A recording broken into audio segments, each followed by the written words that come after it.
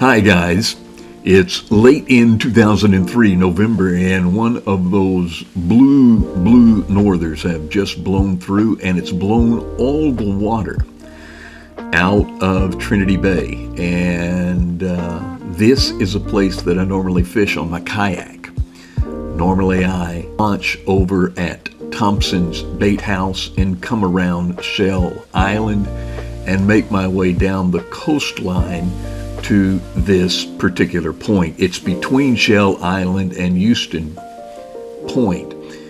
But today I launched the drone wanting to go back into this very, very shallow water and take a look. The water that you're looking at normally is inaccessible. It is, even on a good tide day, less than a foot deep, maybe a foot and a half deep. And I've been back there a couple of times with no luck, but on this day, I'm not for sure that it's more than 4 or 5 inches deep. Now, up at the very top, you'll see where between the two islands, there are a couple of channels, and it's marked there in yellow in the top left-hand corner. Now, that normally, under a regular tide, is about 3 foot deep, and I fished through that, and I've caught several redfish down through the months. But today, looking at it, I was guessing that it was probably only a foot deep. And again, I just wanted to get a good idea of what this land and what this water looked like when it was clear, when it was very, very shallow. Now you can see that there's a little bit of a channel. I've tried to follow that channel a number of times and I've always gotten stuck in the mud. But we're going to come back and look at this channel in a little while, because later on there were some schools of redfish up working that channel, and I happened to be fortunate enough to be able to capture them on video. The purpose of this video, and again, I am primarily a shallow water kayak fisherman, is to show some of the accessible points from Thompson's bait house. It's only about, I don't know, maybe a mile and a half out as you work that coastline, but it's normally very, very shallow. In a few minutes, we're going to make our way on the outside of this island, and I want to draw some things to your attention there. But for right now, let's just take a look, lean back, and watch, and hopefully you can pick some things up.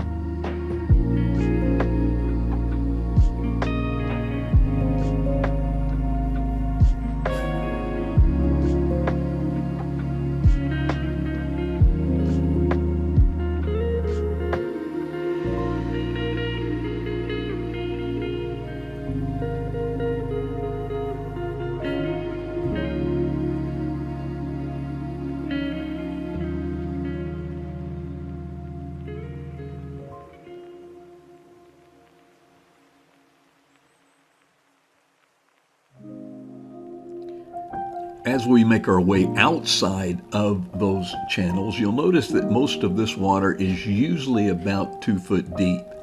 And the reason that I draw this to your attention, there's a small island up at the very top of the video that's right there, and there are some reefs or some stones. I'm not quite for sure how you would describe it, but there are some underwater features that I have fished before coming around there.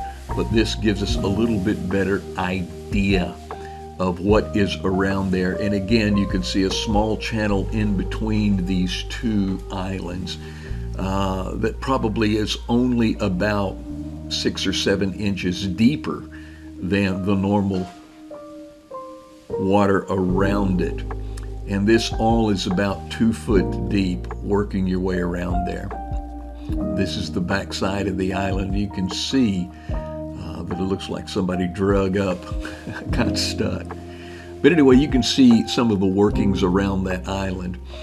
Now, as I go past that little island, you're going to notice a lot of features that are like this, and then also some other cratered features that we're going to look at in a minute. Now, these features that we'll be looking at in just a few moments are very interesting to me, and I just discovered them this spring. The reason that I discovered them is that there were big drum that were tailing up in there, and I couldn't understand why they were tailing there and not anywhere else.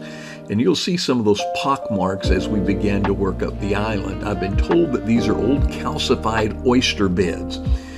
And these big old drum were working that area. And again, I didn't see them working any of the other areas except between there and that little island. So there's that.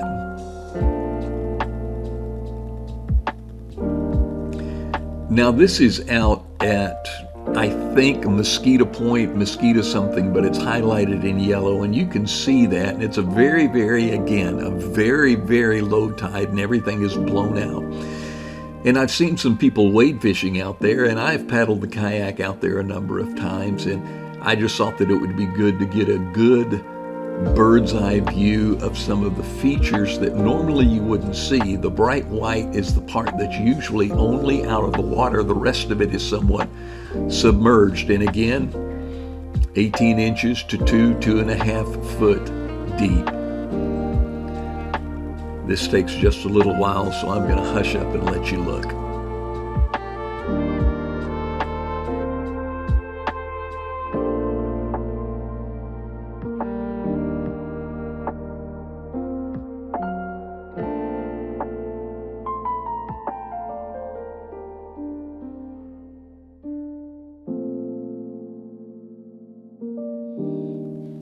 As I was flying the drone over this little island, over these little reefs, it was real cool to see some of these waves coming in, and so I just kind of left it there and zoomed in a little bit just because it looked cool.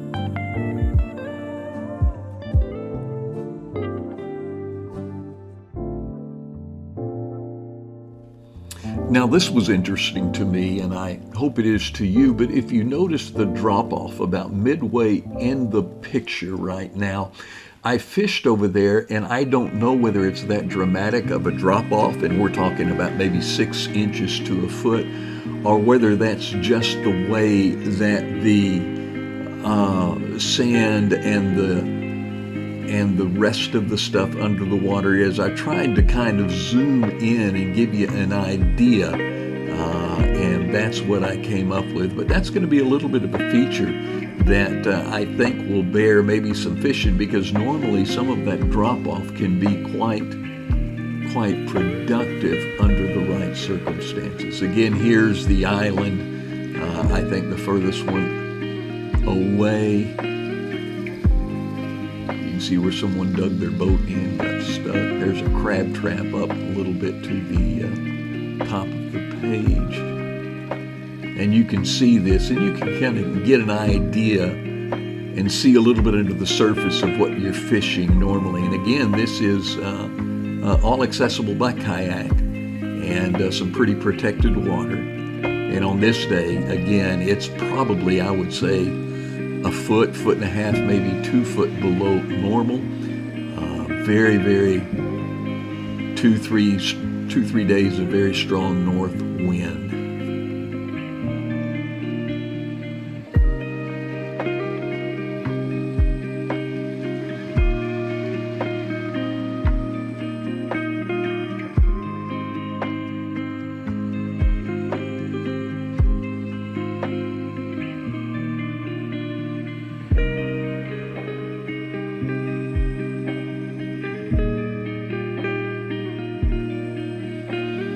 Now again, we're going back to that channel, and right outside of that channel, I'm going to show you some of the pockmark. And again, I've been told that this is old calcified oyster beds, and this was where I was noticing all those black drum that were tailing. Now I've caught some 40 inchers up in there and some smaller ones, and it's just good fun. I'm a sucker for a good pull. I don't eat the fish that I catch. I release everything that I catch. And this kind of gives you an idea of where we're at. But right there in the front of that is very productive. I don't know whether they're going to be there year round or whether they were just there in the spring. Now this is off the other side of Mosquito Point. This is where the houses are and the piers reach out. And it wasn't anything all that unusual until I ran across a structure that I really don't know what it is. It's coming up here in a second as we turn it around, but it is marked and it stretches out a tremendous amount, way out far into the water. Here we are looking back in, and there is that structure. Now again, I don't know what that is. You can tell that it's marked. I tried to zoom in on it quite a bit here in a few minutes. I don't know whether it's rock. I don't know whether it's tires. I don't know whether it's a pipe. I have no idea, but it is well marked, and it might hold some fish. I don't know. I've never fished around this corner. But I flew the drone over there and saw this, and perhaps you can fill me and educate me in the comments as to what that is.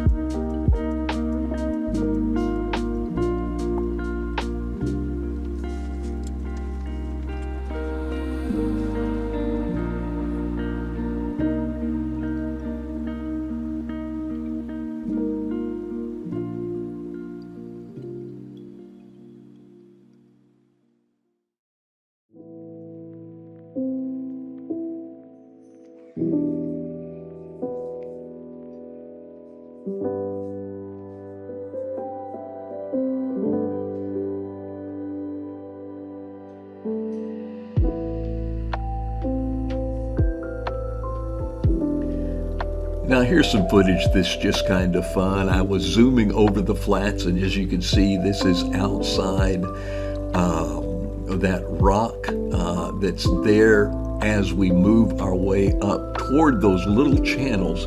And I just happened to see some redfish working, and I just thought that I would follow them. And I have no idea what size they are. I really can't tell you. But if I would have caught them, they would have been great, great, great big. And again, the water's probably only about 6 to 8 inches deep there.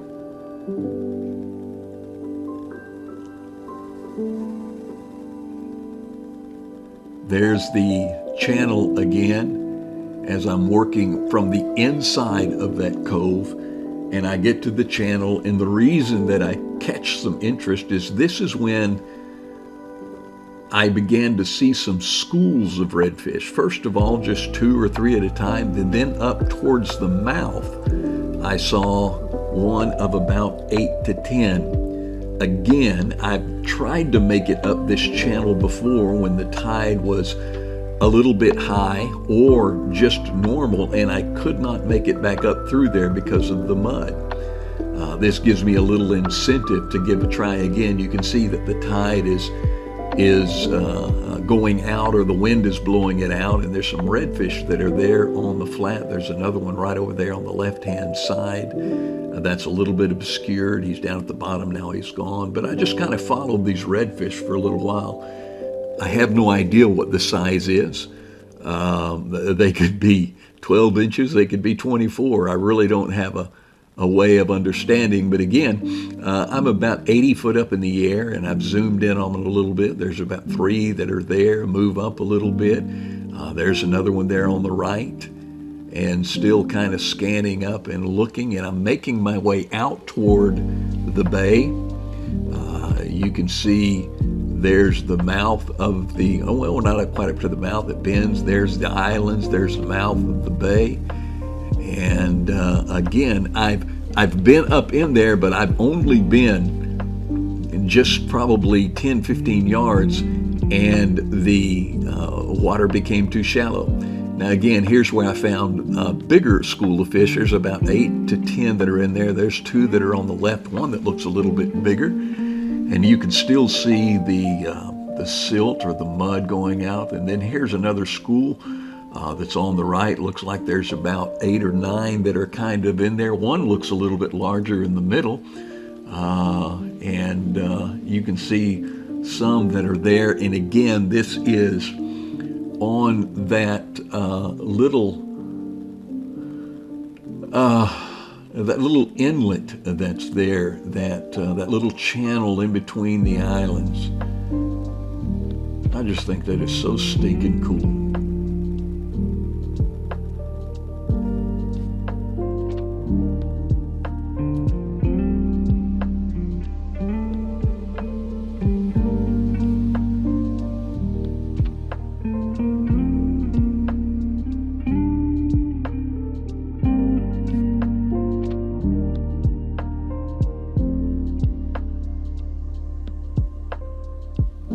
Once again, let me say this. I don't think that any of this is is accessible by boat.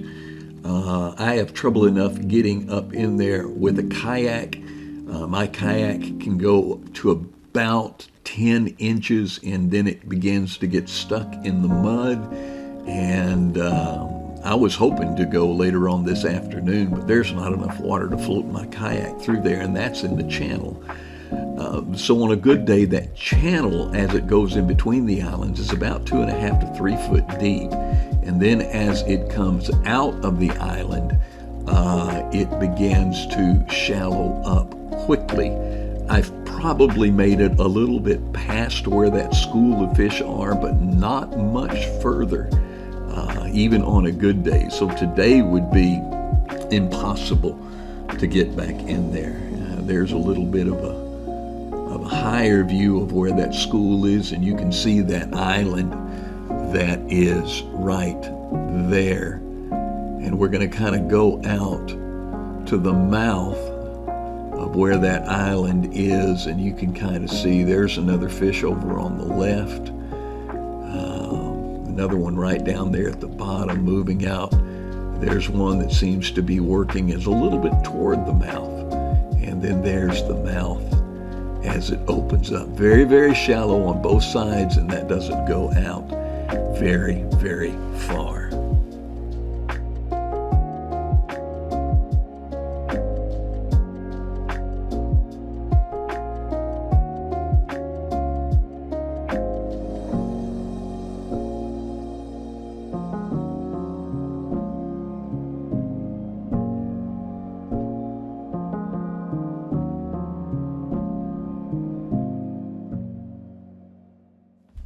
Again, these are those craters, are those old calcified oyster beds, or so I've been told, that held those drum. I would see their tails up in the air, and we caught several of them after I found them probably in late March, early April, and we caught them probably in about August and September. And we did catch some redfish up in there too. And again, this is all about 2 foot deep. And there's the land, and you can see that. Well, guys, I hope you've enjoyed this. I hope it's been helpful to you. Again, tell Thompson's that Dr. Mark Red is the one who sent you if you've never been there. Great, great, great bait house. Wonderful people.